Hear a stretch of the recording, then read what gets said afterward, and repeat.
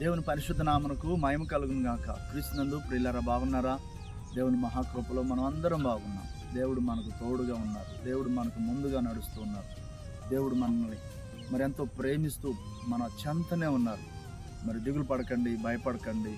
దేవుడు తప్పకుండా సహాయం చేస్తారు. ఈరోజు కూడా దేవుని మాటలు మీ మధ్యలోకి తీసుకురావడానికి ప్రభు నాకు సహాయం చేసి ఉన్నారు.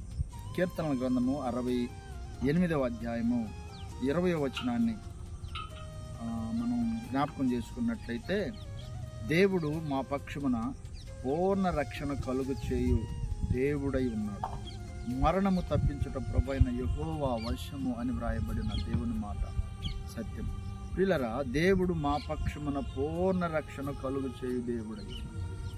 రక్షణ కొంతవరకు ఈ లోకంలో ప్రజలు ప్రకటించే దానిలో లేదా సహాయం చేసే దానిలో ఉంటుందేమో, కానీ పూర్ణ రక్షణ దేవుడు కలుగు చేసేవారుగా ఉన్నారు. దేవుడు కాపాడేవారుగా ఉన్నారు. దేవుడు తన ప్రజల పక్షముగా వహించి ఆయన అద్భుతాలు చేసేవారుగా ఉన్నారు. ఆయన ఎంత గొప్ప కార్యమైన ఆయన చేయగలడు. దేవుని యందు విశ్వాసం ఉంచి ఉన్నావా? దేవుడు నీ పక్షముగా ఉన్నాడనే విశ్వాసంతో జీవిస్తున్నావా? దేవునికి దగ్గరగా జీవిస్తున్నావా? దేవుని కొరకు మరి నీవు ఆలోచిస్తున్నావా? దేవుని కొరకు జీవించాలనే ఆ నిర్ణయంతో ఉన్నావా? తప్పకుండా దేవుడు సహాయం చేస్తారు. నీ పట్ల తన ఉన్నత ఉద్దేశాలను ఆయన తప్పకుండా నెరవేరుస్తారు. ఆయా టయాలలో, ఆయా సందర్భాలలో మరి నువ్వు దూరమైనప్పటికీ, నీవు దేవునికి దూరంగా జీవించినప్పటికీ ఆయన నేను ఇంకనూ ప్రేమిస్తున్నారు. ఇంకనూ నీవంటే ఆయన ఇష్టపడుతున్నారు. నీ పక్షంగా ఆయన ఉండాలని, నీకు ఆయన సహాయం చేయాలని ఇష్టపడతా ఉన్నారు. మరి దేవుని ప్రజలు అంటూ ఉన్నారు, దేవుడు మా పక్షంగా ఉండి మాకు పూర్ణ రక్షణ కలుగు చేశారు. ఆ మాటను చెప్పగలుగుతున్నావా?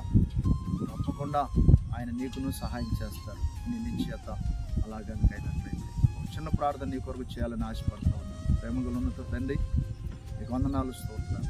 ఈ దినపు మీ మాటలు హృదయంలో భద్రపరిచి కాపాడు తోడైనమని నజరేయుడైన యేసయ్య పరిశుద్ధ నామమున అడిగి వేడుకొంచున్నాము తండ్రి. ఆమేన్. మన తండ్రి అయిన దేవుని ప్రేమ, మన రక్షకుడైన యేసుక్రీస్తు ప్రభువు శాశ్వత కృప, పరిశుద్ధాత్మ దేవుని సన్నిధి సహవాసం మనకందరికీ నీ దేశం మన సకల పరిశుద్ధులకు సదాకాలం తోడు నడిపించును గాక. ఆమేన్. God bless you.